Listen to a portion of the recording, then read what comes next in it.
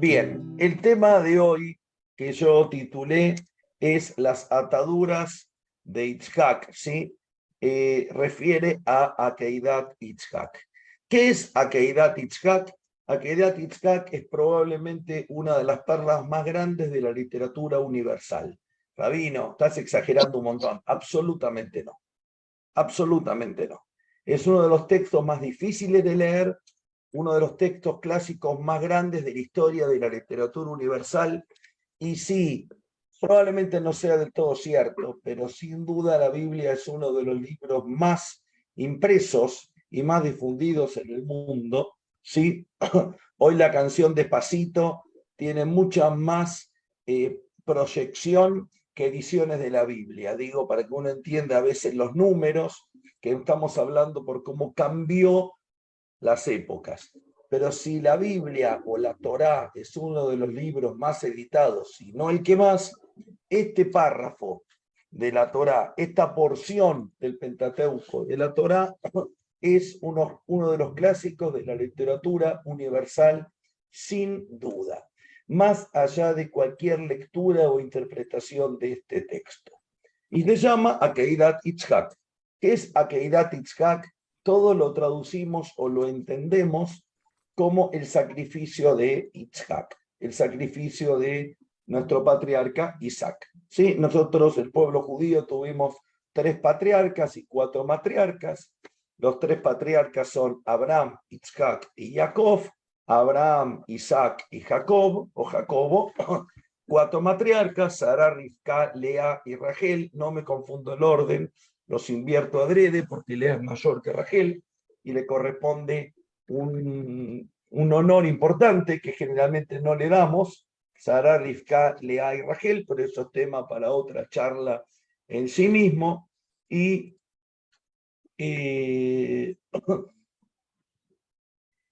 la historia esta es una de las historias que dan inicio al pueblo judío.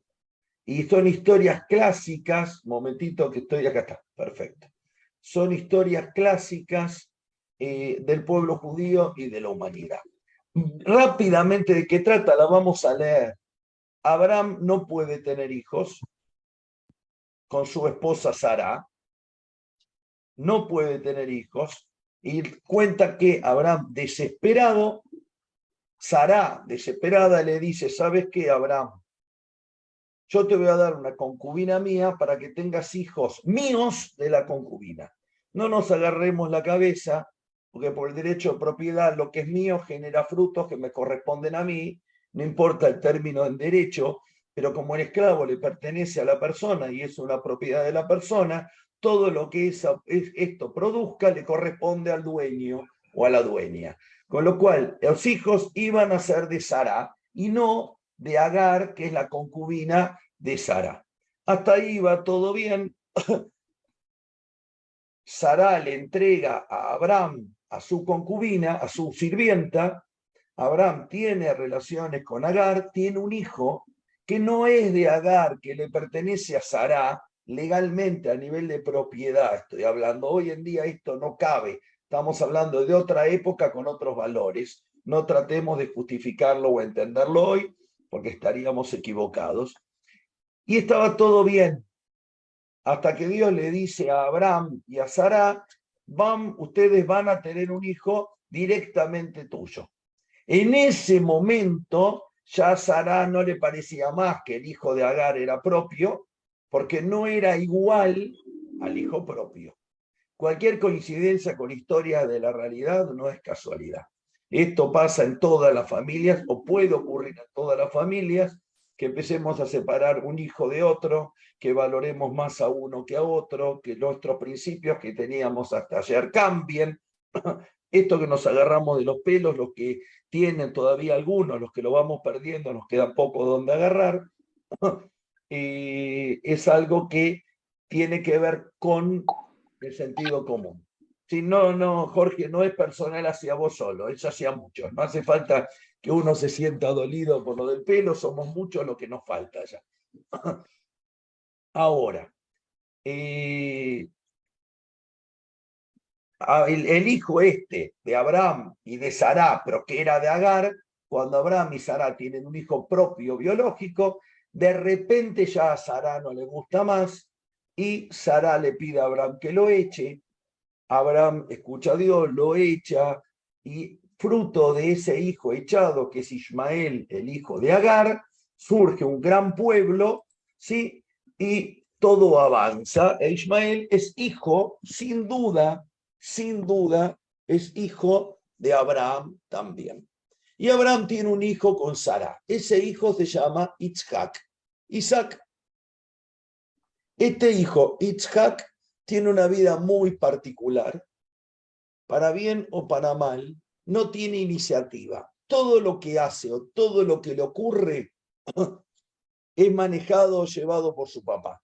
Cuando le consiguen una mujer, porque él no la consigue, él no la busca, donde tiene relaciones en el mismo lecho, en la misma cama, en la misma carpa donde su mamá dormía. ¿Y qué pozos cava? Lo mismo que cazó el padre.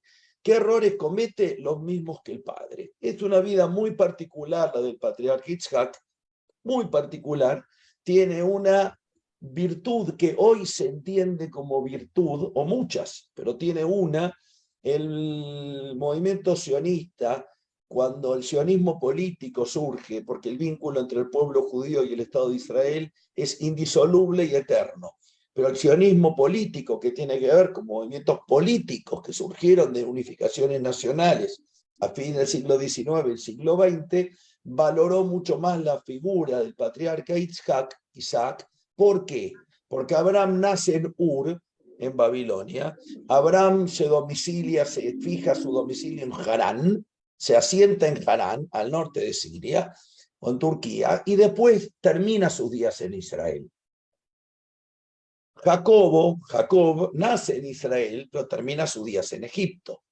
El único de los tres patriarcas que tiene un símbolo para el sionismo político es la figura de Isaac, que nace y muere en Israel, y que la Torá y la narrativa bíblica se ocupa de decir que él nunca salió de Israel. Es el símbolo del judío que nace, o no judío en esta época, el concepto judío no era válido, es el concepto dentro del pueblo judío en sus orígenes del primero que nace, vive y muere en la tierra de Israel.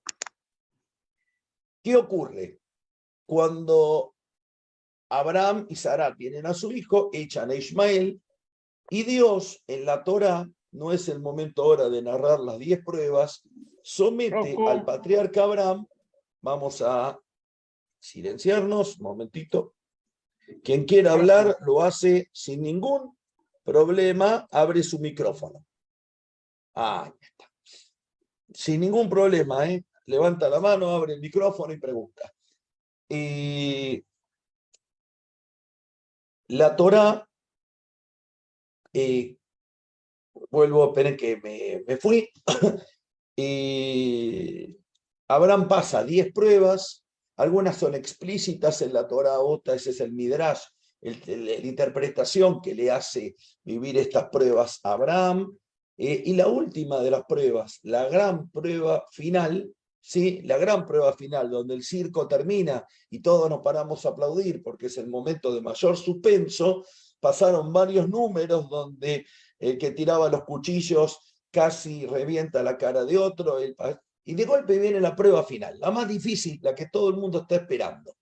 Y es muy lindo el texto. Hoy estudiaba con mi amigo Moishe Fagner, estudiábamos juntos, que en algún momento el diablo, ¿sí? La figura del diablo le dice a Abraham, le dice a Dios, al final a Abraham le va todo bien, las pruebas que vos le diste son pruebas chiquitas. ¿Qué hubiera pasado si le das la prueba más importante de su vida? Y Dios le dice, no importa lo que yo le pida, yo sé que Abraham va a cumplir con la prueba. Y como fruto de ese desafío, de ese enfrentamiento, de ese probarse quién puede con quién, entre Dios y el diablo, en la tradición judía, el diablo es como una figura interna de lo que se llama la pamalia, la familia de Dios, es todo uno, es que Dios prueba a Abraham. Pero sea como sea en el orden que sea, ¿sí? Quiero yo ahora que podamos leer los que están en Instagram y los que están en YouTube, tienen no el derecho, la casi obligación de ahora de tomar un Mahzor o una Torá o un Pentateuco o una Biblia y buscar el capítulo 22.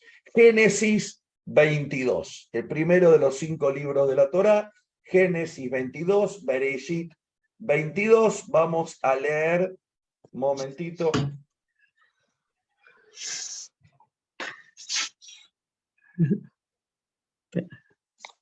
Ahí está. Siguen uniéndose, por eso yo... Ahí estamos. Muy bien. Y voy a leer nuevamente Génesis 22, Bereshit, capítulo 22. No de casualidad, podía haber buscado de una Torá en internet, pero busqué del Mahzor. ¿Por qué busqué del Mahzor? ¿Por qué lo estamos leyendo ahora esto? Porque en 15 días más, un poquito más que 15 días, pero muy poquito más que 15 días, vamos a celebrar Rosh Hashanah, el Año Nuevo Judío, que no es brindar por un nuevo año, es muchísimo más complejo, hablamos de eso el martes pasado, y la lectura de la Torá en Rosh Hashanah, el segundo día de Rosh Hashanah, como dice el Mahzor, el libro de rezos en Rosh Hashanah, y el primer día tampoco, no tiene nada que ver ni con la creación del mundo, ni con la creación del hombre, ni con la aparición del primer judío o el primer hebreo, que es la figura de Abraham, no tiene absolutamente nada que ver con ningún inicio. Por esto Rosh Hashanah no brindamos solamente por el inicio de un año, sino un balance personal, pero esto fue todo la clase pasada, Rosh Hashanah, que festejamos, ¿sí? Génesis 22. Y aconteció después de todos estos eventos. ¿Qué eventos? Sodoma y Gomorra, haber tenido un hijo con Agar que se llamó Ismael y haberlo echado, los problemas con su sobrino Lot, que dividieron los campos, haber hecho la guerra con varios reinos, haberse circuncidado, después de un montón de eventos, después de muchos eventos, que Dios probó a Abraham y le dijo, Abraham, y él contestó, heme aquí. ¿Sí? Rashi va a decir que cuando alguien contesta, heme aquí, es porque realmente está presente, realmente está escuchando, realmente está atento, realmente está dispuesto, que es mucho más profundo. Y dijo Dios, toma pues a tu hijo, toma pues a tu hijo, tu único, a quien amas, a Isaac, y vete a la tierra de Moría, y ofrécemelo allí como holocausto sobre uno de los montes que yo te indicaré. Se levantó pues Abraham al amanecer, aparejó su asno, tomó consigo a sus 2 mozos, y a Isaac, su hijo, partió la leña para el holocausto, y se aprestó y se encaminó para el lugar que le había hecho Dios. Cualquier traducción es interpretación, sería mucho más lindo poder explicar esto del texto en hebreo. Algunas cosas voy a ir y volver al texto en hebreo, pero entiendo que nuestro idioma es español, el idioma de Yeda, sabiduriajudía.com, que los invito a inscribirse y a participar abiertamente, es por ahora solo el español, prontamente lo vamos a doblar a otros idiomas, por ahora es solo español. Entonces no tengo otra que leer en español y hacer pequeños cambios o agregados por lo que dice en hebreo. Este párrafo ya de por sí es muy duro. ¿Qué le dice Dios? Toma pues a tu hijo, tu único, a quien amas, a Isaac. ¿Por qué no le dijo solamente y directamente tómalo a Isaac? Toma pues a tu hijo, tu único, a quien amas, a Isaac, y vete a la tierra de Moría. Anda a la tierra de Moría, un lugar en la tierra de Moría, donde quede. Hoy en día queda cerca de Jerusalén, donde para algunos el nombre es muy común, y es el Majón Greenberg, donde muchos madrijim, muchos coordinadores de grupos judíos y muchos maestros en la historia del pueblo judío del siglo XX estudiamos en el Mahon Greenberg, que es el Moriah. Así que está fantástico. Y ofrécemelo allí como holocausto. En hebreo, holocausto suena a la Shoah, y holocausto suena a sacrificio. Pero en hebreo, ve a Aleu y me elevarás, lo elevarás como sacrificio. No es que lo tendrás que matar. No habla de lo que Dios dice acá explícitamente, no es matar, es entregarlo en sacrificio. ¿Qué es entregar en sacrificio? Puede incluir matar, pero no dice lo matarás, lo sacrificarás. Lo elevarás como lo elevarás. Eleu leolá. En hebreo, la alot es subir, el misma raíz tiene olá y eleu, es el mismo verbo, es redundante. Y ofrécemelo allí como holocausto sobre uno de los montes que yo te indicaré. Primero y brevemente, hoy lo veíamos con el amigo Moishe, toma pues a tu hijo, tu único a quien amas, a Isaac. Abraham no responde. Fíjense que Abraham se levanta, toma los dos mozos, toma la leña y se encamina. Al tercer día Abraham vio los ojos, divisó desde lejos y vio el lugar. Abraham tomó la leña, estoy leyendo rápido algunos verbos, y prácticamente todos son verbos. Abraham no habla, Abraham no siente, Abraham actúa. Abraham no dialoga, Abraham actúa. Y llegó y tomó e hizo, prendió, sacó, tomó el cuchillo, levantó, ensilló. Abraham no hay sentimiento, no hay diálogo, hay acción, nada más que acción. ¿Y por qué la Torá dice, toma a tu hijo, tu único, a quien amas, a Isaac? Cuenta Rashi, Rashi es un francés, un judío francés, en realidad no había franceses en ese momento, en el siglo XI, que basándose en textos anteriores hace explicaciones sistemáticas a toda la Torá y es el gran exégeta del Pentateuco y del Talmud. El gran exégeta judío al Pentateuco y al Talmud, a los 5 libros de Moisés. Rashi, Rabbi Shlomo Itzhaki, que vivió en la ciudad de Troyes, en Troyes, entre el 1040 y el 1100. Este señor Rashi dice, toma pues a tu hijo. ¿Qué no soporta Rashi? ¿Qué es lo que no soporta? Que Abraham no responda. Abraham es el mismo que se queja y discute con Dios para que no mate a Sodoma y Gomorra.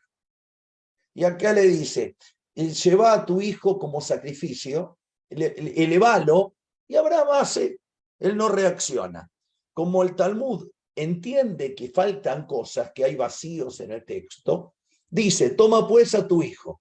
Y Rashi dice que en ese momento Abraham dijo, tengo 2 hijos, Ismael e Isaac. Tu único, los 2 son únicos, uno es único para la madre, Agar, y el otro es único para Sará. ¿A quien amas? Amo a los 2 por igual. Y Dios ahí se cansa y le dice, entendiste, Abraham, agarra a Isaac, no des más vuelta. Y vete a la tierra de Moriah y levántalo como holocausto, no es necesariamente ofrecerlo. Se levantó pues Abraham al amanecer, aparejó su asno, tomó consigo sus 2 mozos e Isaac, su hijo partió la leña para el holocausto y se aprestó y se encaminó para el lugar que le había dicho Dios. Al tercer día alzó Abraham sus ojos, divisó desde lejos el lugar y dijo a sus mozos, permaneced aquí con el asno, mientras yo y el niño iremos hasta allí. Nos prosternaremos y volveremos a vosotros. Acá quiero marcar algo importantísimo. Dios le había prometido a Abraham que de él iba a ser un gran pueblo, que su descendencia iba a ser tan amplia como la arena del mar, de la playa, que la descendencia iba a ser tan grande como las estrellas del cielo. Y ya había echado un hijo, que es Ismael, y ahora Dios le dice, elevame como sacrificio a Isaac. No le dice mata. El texto en hebreo no dice mata, dice eleva como sacrificio. Abraham es un hombre de fe.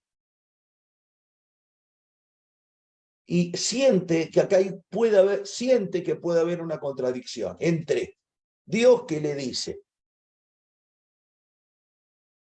de vos voy a ser un gran pueblo y tu descendencia será incontable como la arena del mar y como las estrellas del cielo. En el mismo libro de Génesis.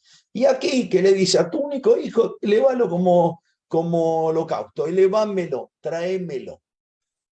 El hombre de fe cumple con la voluntad de Dios, pero sabe que de alguna forma va a salir.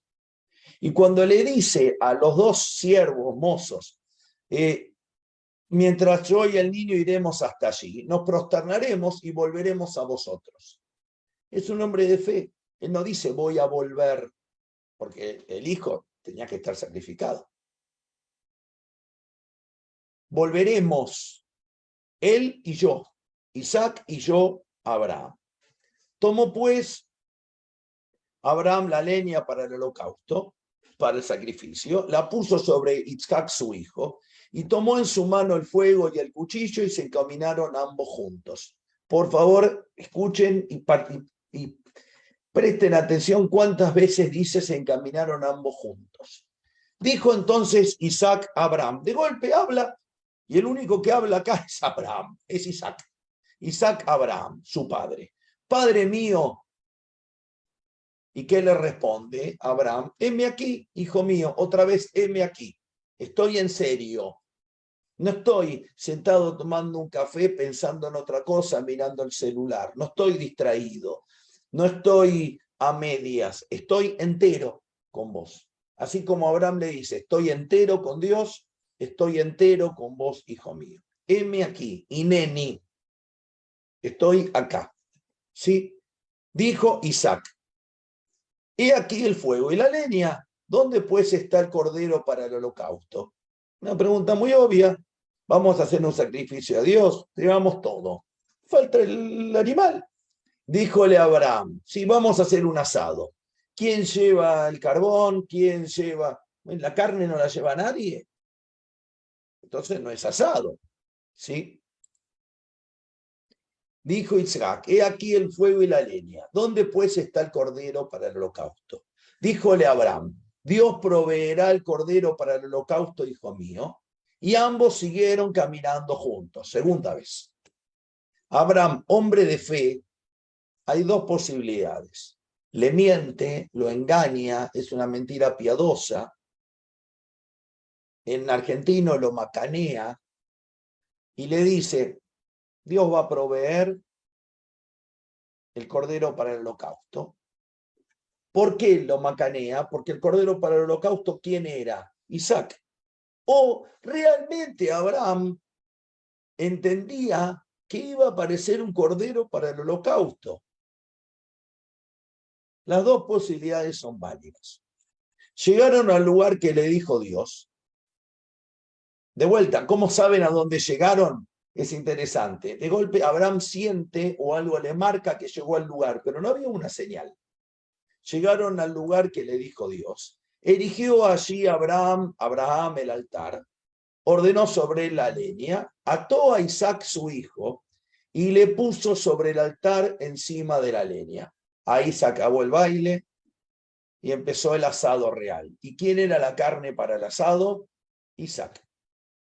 Lo ata en la parrilla y está dispuesto a hacer lo que Dios le pidió. Al mismo tiempo, el mismo Abraham, y estoy convencido, estaba seguro por su fe que esto no iba a ocurrir. Extendió a Abraham su mano y prendió el cuchillo para degollar a su hijo, sacó la funda. Pero el ángel de Dios le llamó desde el cielo y le dijo, Abraham, Abraham. Y este dijo, otra vez, heme aquí. Abraham es un hombre que no está sordo. Y no me refiero a que no usa audífono o que no tiene que ir al médico a que le quite un tapón de cera o tiene un problema de hipoacusia. Me refiero a que es un hombre que está atento al prójimo, al otro, incluso a Dios. Abraham está presente con el otro. Abraham es una persona que se juega y está presente con el otro, no a medias. Abraham es un hombre que se entrega por completo a las causas que tiene que entregarse. En el momento que está por matar a su hijo, alguien estaría enceguecido, alguien estaría sordo. Dios le dice, Abraham, Abraham, y él vuelve a responder por tercera vez, heme aquí. Si me preguntan qué frase se responde más, heme aquí, y caminaron juntos. Abraham, Abraham, heme aquí, dijo el ángel, no extiendas tu mano hacia el niño y no le hagas nada, porque ahora yo sé que temeroso de Dios eres, pues no me has negado ni a tu hijo, a tu único. Viene Dios y le dice, me tuviste fe en serio, te entregaste tanto que hasta tal vez hubiese sido capaz de hacer esto. Pero vos sabías que esto no lo iba a hacer. Y reconozco tu mérito. Vamos a seguir el final. Alzó Abraham los ojos y vio aquí un carnero que después se enredó por sus cuernos en la espesura. Y fue Abraham y tomó el carnero y le ofreció en holocausto en sustituto de su hijo. Llamó a Abraham en el lugar aquel Adonai Iré, que se llama hasta el día de hoy Adonai Ierai.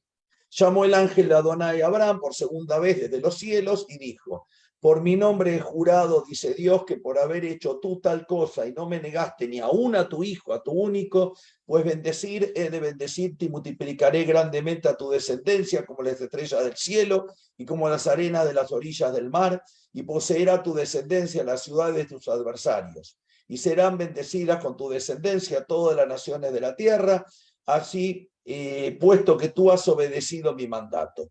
Y volvióse Abraham hasta sus mozos, y se levantaron, y fueron juntos a Beersheba, y se asentó Abraham en Beersheba. ¿Sí?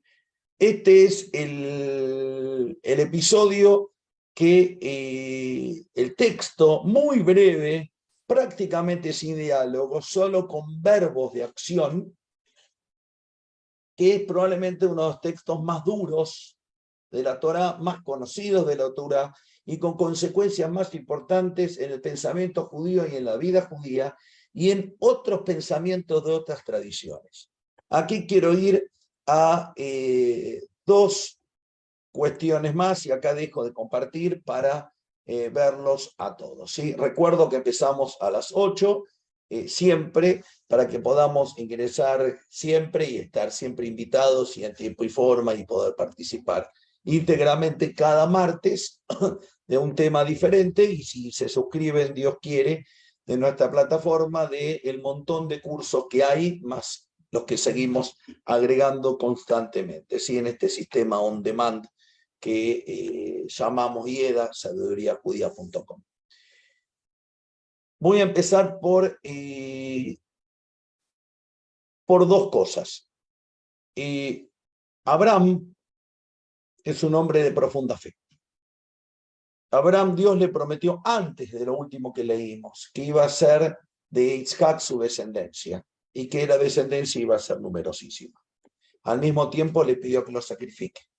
Abraham es un hombre de fe. Fue hasta el final probándose él mismo y sabiendo íntimamente que esto nunca iba a ocurrir.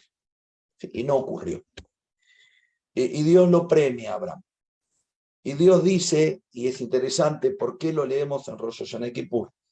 Porque cuando nosotros pedimos que Dios nos juzgue con misericordia, y cuando nosotros pedimos ser mejores en el próximo año, y pedimos tener una vida más digna, más sana, una vida más plena, que nuestra humanidad sea más importante durante el 5784, le pedimos a Dios que no nos juzgue como juez, que nos juzgue como padre o madre, desde el amor. Un padre y una madre entienden que los hijos somos lo que somos, hay una cuota de justicia, pero un padre no es, una madre no es un juez de la Suprema Corte de Justicia, un camarista, o un juez de primera instancia. Gracias a Dios hay algo que se llama misericordia, que se llama amor, por el cual valoramos y entendemos y reconocemos y aceptamos al prójimo por cómo es, y no como si estuviéramos cumpliendo un código de procedimientos de cualquier área del derecho. Sí. Cuando hacemos esto, le pedimos a Dios que nos juzgue con amor, porque nosotros actuamos con amor, y que Dios, si Él me juzga con amor, yo estoy obligado a juzgarme a mí mismo y a ustedes con amor, y ustedes a evaluarme a mí con amor. No sin justicia, pero con amor. Una justicia llena de amor y de misericordia. Pedimos muchas veces, no por mis méritos, sino los méritos de mis padres, de mis abuelos, de mis tíos, los méritos de los que son más grandes que yo. Y los patriarcas son los que más mérito tienen, la tradición judía. Abraham, que fue capaz de haber hecho esto, es el que más mérito tiene porque se entrega por la fe que él tiene, sabiendo que no va a pasar, pero aún a riesgo de que pase. Y obedece la voluntad de Dios anulando la propia, por este amor. Entonces yo en Rosh Hashanah, en Año Nuevo Judío, en el Maxor, pido constantemente que Dios recuerde lo que se llama en hebreo el Zkut Avot, el mérito de los patriarcas. Que recuerde ese amor y ese acto heroico de Abraham. Segundo tema, que lo voy a nombrar porque no soy especialista en esto. Para el mundo musulmán, el sacrificado, o el que casi es sacrificado, es Ismael, no Itzhak. Y no es que leen mal el texto, lo leen diferente que nosotros. Nadie lo lee mal ni lo lee bien. No es la lectura judía, es la lectura musulmana, pero no es ni mejor ni peor, es otra lectura. Para ellos, el que Abraham estuvo a punto de sacrificar es a Ismael. Y para el mundo cristiano, Jesús es el Cordero de Dios, el Agnus Dei. ¿Qué es el Agnus Dei? Tú que eres el Cordero de Dios, ten piedad de nosotros.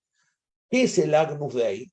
Para el cristianismo, Jesús es Isaac, que en lugar de Dios salvarlo a último momento, es decir, Abraham no lo sacrifiques, Dios se sacrifica a sí mismo, a su Hijo, que es parte de esta Trinidad, del dogma de la Trinidad, del Padre, Hijo y Espíritu Santo, se sacrifica a sí mismo para limpiar los pecados del mundo.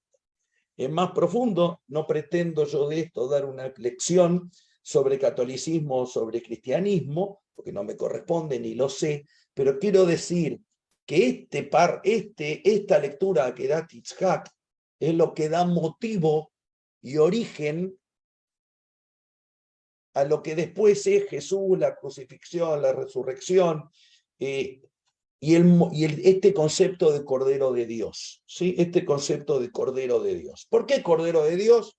Porque la tradición judía, de golpe, y lo leímos, Abraham levanta la vista y ve que hay un corderito enredado en sus cuernos, y ese corderito enredado en sus cuernos viene a reemplazar a Isaac, porque el judaísmo nunca se anima a sacrificar al hijo. El cristianismo sí, por los motivos que fueran. Por los motivos que fueran. Dios que sí mismo se sacrifica a sí mismo por los pecados del mundo, dándole una oportunidad a los hombres. Los judíos no lo hacemos. Nunca sacrificamos al hombre, o por lo menos no lo hacemos voluntariamente. ¿Sí? Y este motivo de Akedat Itzhak es probablemente el motivo de la literatura, no uno más. ¿Sí? O uno de los más grandes si quieren que no sea tan exclusivo. Ahora voy a un tema más, que quiero avanzar y ver si termino con esto y después tocar el shofar. Que estamos en el mes de Elul y no lo hicimos en la clase pasada, si bien es de noche, y el shofar en general no se toca de noche. Acá hay un héroe que generalmente no le prestamos atención. Claro que Abraham es un hombre de fe. Claro que Abraham es un hombre pleno, es un hombre complicado, es un hombre con una vida plenísima. Yo no hubiera querido ser Abraham. Casi ninguno de los roles que Abraham cumplió, no quiero ser Abraham. Pero déjeme decir algo más, muchísimo menos Itzhak. No tenemos que confundir a la víctima. Nunca, nunca.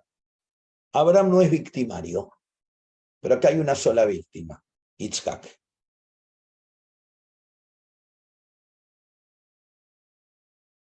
Primero hago un paréntesis y quiero contar estos privilegios que a mí la vida me brindó de tener enormes profesores y de seguir teniéndolos, de tener la familia, los padres, el entorno, la esposa, los hijos, pero el enorme placer y dentro de estos enormes privilegios de haber nacido en la abundancia de cariño, de afecto, de enseñanza, de un montón de cosas, tuve en Mahón Greenberg, en Moriah, que lo conté en el Instituto Greenberg, muchos profesores de un tamaño inmenso, y uno fue Haim Guri.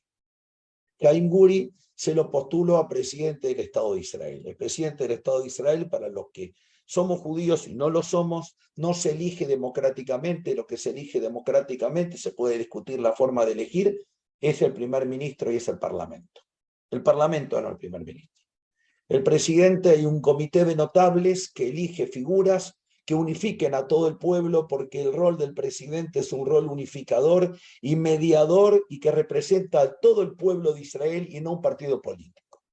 Sí, siempre tiene una ideología política, porque la tenemos todos. Uno de estos que los candidatearon, que no llegó, fue Haim Guri. Haim Guri, un poeta. Y para los que saben hebreo, anoten el nombre de la poesía, A'il Ba'aharón. Y el cordero vino lo último. Haim Guri tiene una poesía escrita en forma de círculo, que dice: me subí al tren con mis padres y me llevaron al campo de concentración, y sigue hablando, y dice: pero el cordero vino último. La realidad en la vida de todos nosotros es que en estos casos, que el final de Akedat Yitzhak es un happy end, es un final feliz, porque se sacrifica al cordero, pero Abraham no sacrifica a Yitzhak, Yitzhak no es sacrificado. El cordero nunca llegó en Auschwitz. Fuimos asesinados 6 millones. Y en la vida cotidiana de la mayoría de nosotros, el cordero no llega. La poesía de Haim Guri es extraordinaria. A'il Ba'aharón. Y el cordero llegó último. Como que no llegó. Sí, esto es, y tuve la suerte de tenerlo de profesor un par de clases, como Nehama Leibovich, como Avidora Cohen, como tantos enormes en la Facultad de Derecho también, que tuve el privilegio de aprender de ellos.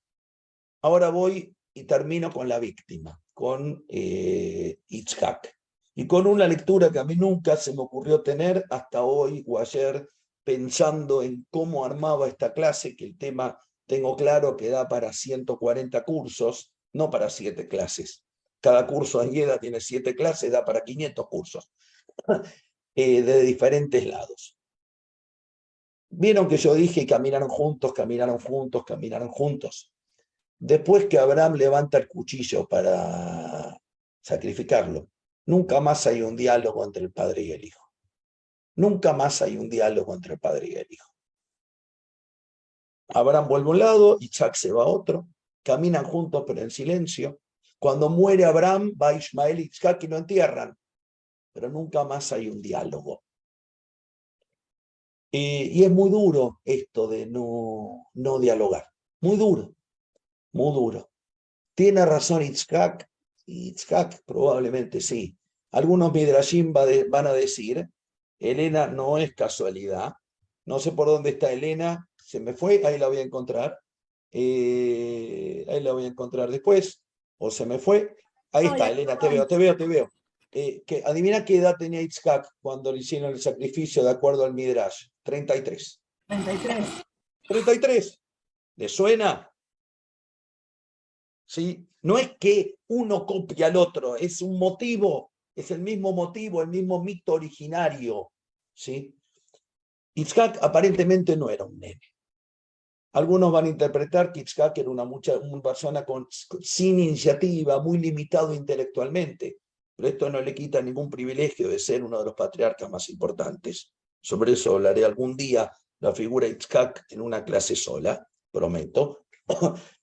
Y Abraham nunca más vuelve a hablar con su papá. Y se acerca a Rosh Hashanah Kippur. Tiene derecho a no hablar. ¿Cómo no va a tener derecho a no hablar?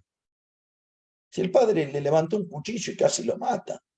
Sí, pero hijo, lo hago porque tengo fe en Dios, porque yo sabía que no iba a pasar, hijo. Yo me escapo y no le dirijo más la palabra, la vista, o nada a mi padre, esto que me lo hace. ¿Cómo voy a perdonar a mi asesino o mi intento de asesino? Otra vez pónganse en lugar de la víctima. El final lo conocemos nosotros. Yitzhak en ese momento no vio el final. Él no sabía el final. ¿De qué nos libera? ¿Qué hacemos en Rosh Hashanah y Kippur? No brindamos por un buen año. Hacemos un balance. Y gran parte del concepto de Rosh Hashanah y Kippur, que me canso porque es extraordinariamente genial, tiene que ver con lo que en hebreo se llama Din Beheshbon, balance. Y tiene que ver con dejar nuestro pasado, nuestras culpas y nuestras porquerías atrás. Y ver cómo hago para mejorar para adelante y cómo hago para dejar todo el lastre del odio, la bronca, la frustración, la angustia, que con razón muchas veces tengo, porque a veces tengo razón que tal directivo, tal comunidad, tal persona me causó un daño, que tal enfermedad que me visitó me destruyó, que tal economista o partido que ganó no me permite vivir, que el presidente de Perú, de Argentina o el candidato A o B es corrupto, que la economía es inestable, que hay violencia en las calles como hubo en Nueva York en la época de la pandemia en todo Estados Unidos. Siempre tengo hechos reales, no son excusas. Un cáncer que sufro no es una excusa, es un hecho real y grave. La inflación no es una excusa, es un hecho real. Que mi equipo de fútbol pierda, no es una excusa, es un hecho real. Pero viene la tradición judía y me dice, no importa lo que pasó, tenés que poder liberarte de todo esto. Cuando el título puse a Keidat Yitzhak, primero es porque es otra vez uno de los sitios más grandes de la literatura universal. Y así se llama. ¿Por qué las ataduras de Yitzhak? En realidad todo el mundo lo traduce como sacrificio de Yitzhak. Lo que tenemos que hacer en Rosh Hashanah y Kippur es desatarnos de esas ataduras. Yitzhak no se ató solo, lo ató su padre. Pero si Yitzhak tenía 33 años, y como dice Rashi, que lo estudiamos hoy con el amigo Moishe, que anda por ahí, y en algún momento Yitzhak se dio cuenta que él era el cordero, y sin embargo se dejó atar. Viene Rosh Hashanah y me dice, tenemos que desatarnos del pasado. Desatarme del pasado no es olvidarme del pasado. Dios nunca lo permita. Yo tengo que tener muy presente de dónde vengo y lo que me pasó. Pero tengo que desatarme de lo que me arraiga a mi frustración, a no ser pleno, a no ser el mejor, a no ser bueno, a cometer los mismos errores. Tengo que desatarme. Por eso es que leemos las ataduras de Yitzhak, para entender este concepto de liberarme del pasado. Liberarme del pasado, y voy a hablar de algo que lo nombré con Haim Buri, no es olvidarme de la Shoah. Tengo que tenerla presente toda mi vida, pero tengo que entender que el futuro no está atrás, el futuro está adelante, que mi pasado tiene que ver con lo que soy, pero a mí lo que me dirige es mi futuro, no mi pasado. De eso me tengo que desatar. Yitzhak no lo logró hacer. Otra vez, qué fácil que es ponerme en el cuerpo de Yitzhak. Empecé diciendo que no me hubiera gustado nunca ser Abraham y mucho menos ser Yitzhak. Es de fácil hablar de la vida de los demás y marcarle los errores. Aparte de fácil, es injusto. Abraham, Yitzhak nunca se logra liberar de esto, por eso nunca más vuelve a hablar con su papá. Y el costo, con el costo de haber seguido sus principios de Abraham es la muerte de su mujer Sara. Porque la Torá va a relacionar cuando Abraham vuelve con su hijo y Sara ve que vuelven los dos, Sara se muere. Algunos dicen que se murió antes en la incertidumbre de no saber si su marido era capaz de matar a su hijo. Y otros dicen que se muere cuando ve emocionada que vuelven los dos caminando. Las elecciones que tenemos cuando sacrificamos nuestra vida por algo, cuando entregamos nuestra vida por algo, las consecuencias son grandísimas. Si lo hacemos son grandes y si no lo hacemos son grandes. De las dos formas, ¿sí? De esto quería hablar brevemente hoy en 45 minutos, 40 minutos, 45, que fue lo que duró esta clase, y entender por qué en Rosh Hashaná, en el segundo día, se lee esto. Por muchos motivos, alguien va a decir y va a agregar, esto el judaísmo nos enseña a no hacer sacrificios humanos. Es un muy lindo concepto, pero lamentablemente cuando vamos a la guerra y por una causa inmolamos gente es porque no terminamos de entender este concepto del sacrificio humano.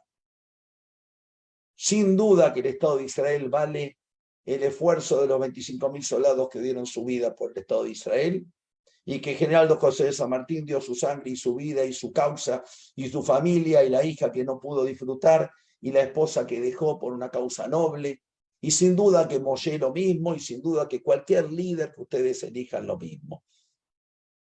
¿Sí? Que uno entrega, pero todo tiene consecuencias, ¿sí? Y entender este concepto de Abraham como un hombre de fe profunda, de obedecer a Dios sabiendo que Dios iba a cumplir su promesa. Y de Itzhak, que deja de hablar con su padre, pero a pesar de todo lo va a enterrar. ¿Y qué podemos aprender nosotros?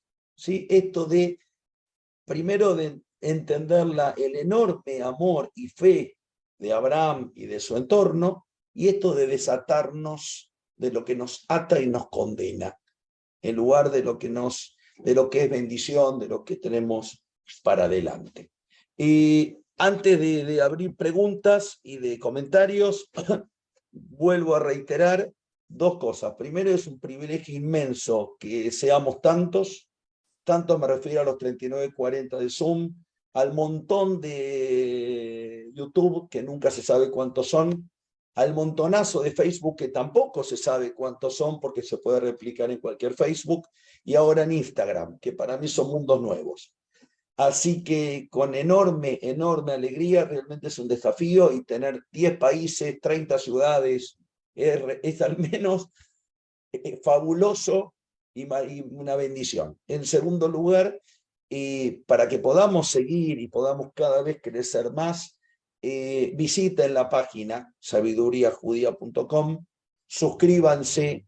Los que no saben cómo hacerlo se comunican conmigo por teléfono o al teléfono que figura en la página, ¿sí? A casi todos ustedes los conozco y cada tanto los veo, a algunos no, y esto es un lujo, ojalá sea muchos que no, pero disfruten de estos cursos, de estas clases que ustedes pueden ver cuando quieren, como quieren, en el aparato que quieran, en este sitio que se llama sabiduriajudía.com, que los invito a que se puedan sumar. ¿Sí? Estas clases quedan subidas en YouTube, quedan en la página de sabiduriajudía.com, están en el Facebook, están en Instagram, así que hay muchas formas de poder compartir. El martes que viene, no me acuerdo yo había puesto el título de la clase. Si me ayuda Moishe o Pau con el título de la clase, les agradezco. Si no lo voy a publicar, yo lo había escrito, creo que se refiere al shofar. Uy, se lío. Creo, bueno, hice lío acá. Ya tenía que hacer lío. A ver, Instagram, momento, hice lío yo. Ya tenía que tocar algo y armar lío, pero si no fuera así, no soy yo. Fabi, acá estoy. Sí. Sí. El shofar, autenticidad o eco. Bien, gracias. El shofar, autenticidad o eco, ya mañana lo voy a mandar para poder invitarlos. Para poder invitarlos a todos que tengan la invitación, y tenemos ya el próximo también, el próximo shofar, autenticidad y eco, y el próximo, Moishe. Yom Kippur, perdonar a quién y por qué. Bien, ahí está. Está ya planificado, así que bueno, vale las preguntas, vale las opiniones, la discusión. Es un tema muy, muy complejo el de la Keidá, y vuelvo a invitarlos. Es tan cortito el texto y tan simple, léanlo solos, léanlo 10 veces, Porque de vuelta, frase obvia, tonta, reiterada, que la mayoría no tenemos capacidad de analizar, lo esencial es invisible a los ojos. Y en estos textos tan reducidos, vale la pena leerlos 20 veces, porque cada vez que uno lee dice, uy, ¿y esta palabra? Uy, ¿y esto que dice? Yo lo leí 1000 veces, esto de que Dios le pidió que sacrifique a su hijo Yitzhak. Y hoy leyendo a Rashi, Dios no le pidió que sacrifique, Dios le pidió que lo eleve. Elevar no es siempre sacrificar. Elevar es Hola, elevar. si me permite, pido Elevar es permiso. santificar, no sacrificar.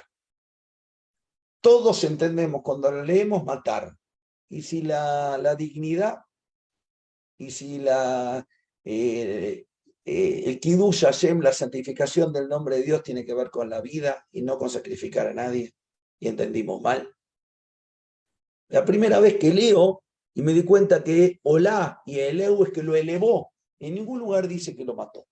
Después la tradición sigue, el cuchillo sí, todo eso sí.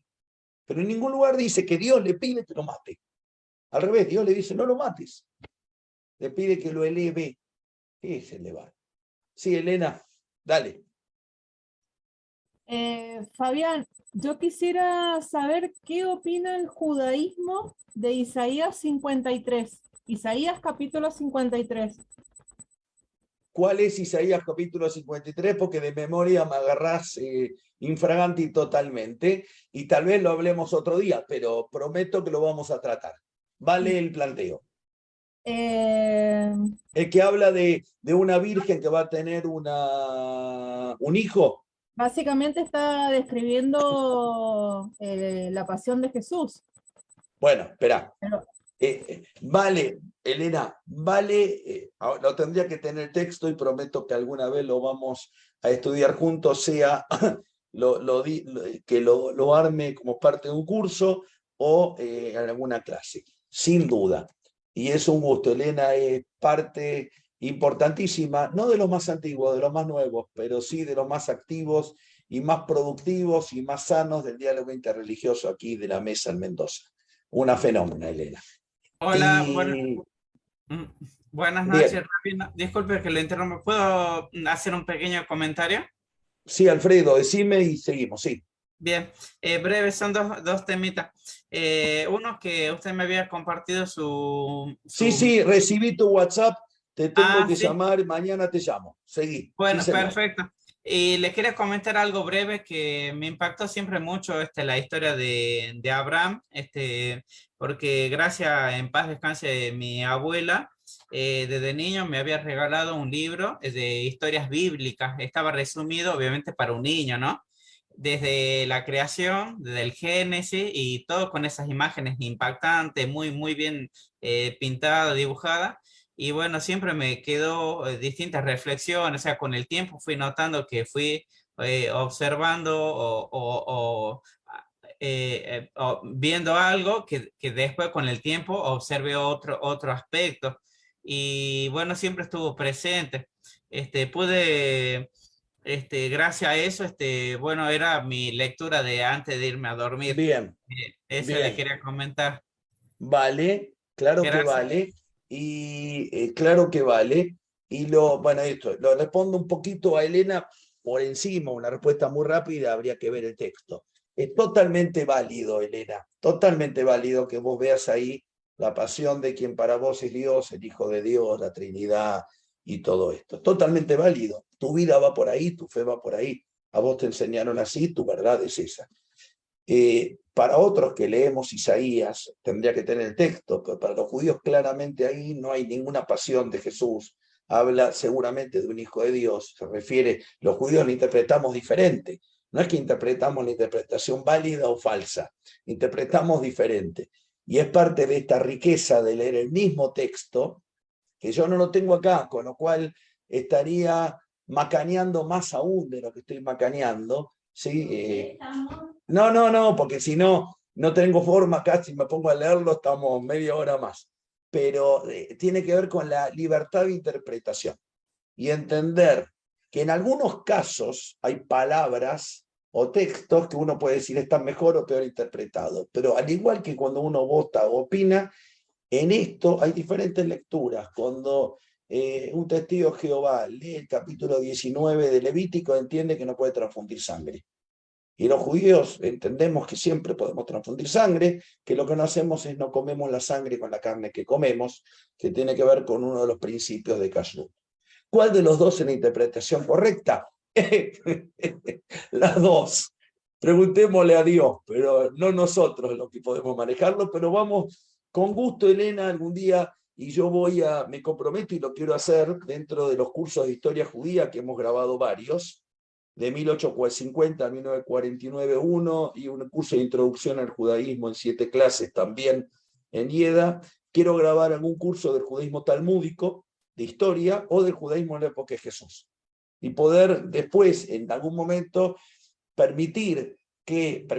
invitar a gente del diálogo interreligioso que cada uno dé una clase sobre algún tema y compartamos un tema, 15 minutos cada uno, y conformemos un curso con 7 visiones diferentes sobre un mismo texto o un mismo incidente. Pero sí, claro, Elena. Don Roberto. Perdón, ¿después puedo preguntar algo? Sí. ¿Tienes tiempo todavía, Fabián? Sí, se escucha. Sí, tienes tiempo, ok. No, quería hacer un comentario y un tipo de pregunta. Me imagino que el trastorno por estrés postraumático para Isaac fue bastante grande. ¿Me escuchas? Sí. Sí, como te digo, el estrés postraumático de Isaac después de todo este episodio debió ser muy grande. Y tal vez explica cómo vive el resto de sus días. Otra cosita, Abraham viene de Hebrón, va a Moriah, pasa lo de la Quedá, pero nunca más vuelve a Hebrón, se va a Beersheba, nunca más habla con su esposa. Tal cual, agrego, hay un libro de Carlos Castaneda, creo que es El viaje extraño, y él nunca vuelve al mismo lugar. ¿Por qué nunca vuelve? Porque uno nunca es la misma persona. Y está genial esto, las 3 cosas que decís, el estrés postraumático, y Abraham, que después de casi sacrificar a su hijo, no puede volver al mismo lugar. Es otro. También tiene postraumático. Es dramático. El texto es genial y dramático. Sí, señor, y el estrés postraumático, estoy de acuerdo. Sí, que pusiste a Rosh Hashanah. ¿Quién sos? No, yo soy Yoshana Nibrit, pero es Rosa en castellano. Rosa, bienvenidísima. No siempre, hace poquito me entero de esto y la verdad que me da gusto, es interesante lo poco que escuché. Pero me quedó una duda. Si Hashem hubiera dicho que lo mate sin ningún otro justificativo, ¿lo hubiera matado a su hijo? A ver, la única respuesta que te puedo dar, y suena no burlona con vos, sino es una respuesta sincera. No, lo voy a responder en serio y es un gusto que estés acá. Y todas estas clases se difunden a toda la gente que cada uno conozca. Después voy a anotar bien todo porque me interesa mucho. Bienvenidísimos. Sabiduriajudía.com. Y yo voy a responderlo con mucho humor. Si a mi abuelo hubiera tenido 3 ruedas, sería un triciclo. No te estoy respondiendo mal. ¿Qué respondo a esto? Yo no puedo decir que hubiera ocurrido sí. Lo que yo puedo tomar es el texto y la relevancia que en el pueblo judío tiene ese texto y las implicancias eternas que tiene la Torá y la Akeidá para el pueblo judío. Vuelvo y giro de vuelta, tanto para decir, hay un midrash que dice, y probablemente ese midrash tenga que ver con textos que son de la época de la Torá, que no entraron en la Torá, que dice que efectivamente Abraham sacrificó a Isaac. Que dice que Abraham lo acuchilló en serio y que lo mató. El Midrash. El Midrash. Sí, pero el Midrash no es cuentito. El Midrash tiene un valor muy grande. No es Torah, pero tiene un valor. Entonces yo no puedo decir qué hubiera pasado, qué hubiese pasado. Sí. Abraham no lo hace. Y de chico, y mis padres, y el entorno esto habla de que Dios no quiere sacrificios humanos. y reemplaza por sacrificios animales, y hoy yo voy a agregar que gracias a Dios ya tampoco quiere sacrificios animales, y nos contactamos con Dios mediante la tefilá, mediante el rezo, mediante el maxor, mediante el rezo espontáneo, la tefilá keva o la tefilá espontánea, ¿sí? Cualquiera de las dos, el rezo espontáneo. No lo sé, no sé, no puedo responderte qué hubiera pasado si la Torá cuenta que Abraham hubiese sido capaz de matar a su hijo Isaac. No lo sé. El Midrash se anima a decir que sí. El Midrash se anima a decir, no el Midrash, está mal lo que digo. Uno de los Midrashim se animan a decir que efectivamente el cuchillo siguió su camino. Y que o Abraham era sordo o que Dios no lo habló. El cuchillo siguió su camino. Claro, eso que Abraham lo mató. Que él Abraham lo mató. Llegó a un punto y lo sin retorno. Y lo tiró. Sin retorno. Que de vuelta, sin entrar en discusiones teológicas, ni querer ganarle a nadie, ni pelear con nadie, el cristianismo da ese paso. Dios se sacrifica a sí mismo, sacrificando a su hijo por los pecados del mundo. No importa, otra vez, no estoy elevando, midiendo quién es mejor, quién tiene razón, cuántos somos de un lado o de otro. Estoy simplemente contando que este paso, que groseramente la tradición judía no se da, salvo en algunas fuentes judías con un retorno, como que después, inclusive Isaac resucita, pero olvídense de ese midrash. Que hay que entender que muchos midrashim del siglo I o II no eran cristianos o judíos, venían del mismo lugar. Entonces hay muchas creencias juntas que después claramente se separan los mundos y tenemos diferentes principios y diferentes fe, creemos en el mismo Dios, y si somos buena gente tenemos que tener los mismos ideales de respeto, pluralismo, valor, solidaridad, pero de cualquier tradición. De cualquier. Una vez enamorada, muchas gracias. No acepto que nadie me diga que soy peor, ni tengo derecho a decirle a nadie que soy mejor. No, te agradezco porque, bueno, fue una pregunta que siempre me la hice en la clase de Torá de una morá que venía de Israel. Claro. Justamente hicimos todo un trabajo sobre Sara, por qué no podía tener hijos, por qué Abraham tuvo un hijo con otra mujer moabita, y a qué se debió cuando ella era grande. Entonces yo le dije, bueno, porque Sara no estaría preparada para dirigir un pueblo, era muy joven. Me quedó mirando y me dice, Zerosh Beroshi. Le digo, no, es simplemente una pregunta. Bueno, Rosa, no se sabe, pero bueno, agradecer muchísimo a la confianza, al tiempo, a las ganas, a que elegimos estar acá y no el US Open. Esto es para los neoyorquinos, con mucho humor, como le dije al principio, a los amigos de mis padres, a mis amigos, a los que conozco, a los que no conozco, a los que estoy conociendo, a todos, un lujo, un gusto. Entren a la página, sean parte de este proyecto, los necesitamos, entendemos que es para bien y para ayudar, y nos vemos me ven, escuchan y participan en sabiduriajudía.com y en esta hermosa charla de los martes 20 horas, 8 p.m. El martes que viene, como me recordó el amigo Moishe, el shofar, autenticidad o eco. Muy buenas noches, gracias, y nos vemos por lo menos el martes que viene, y como me comprometí, lo vamos a hablar. Vamos a poder establecer 1 o 2 momentos en la semana de alguna tefilá, ¿sí? Para poder compartir junto con todos. Y la verdad, una alegría, Mercedes, a todos, un abrazo muy, muy grande. Gracias. Nos vemos el martes que viene y cuando sea. Gracias.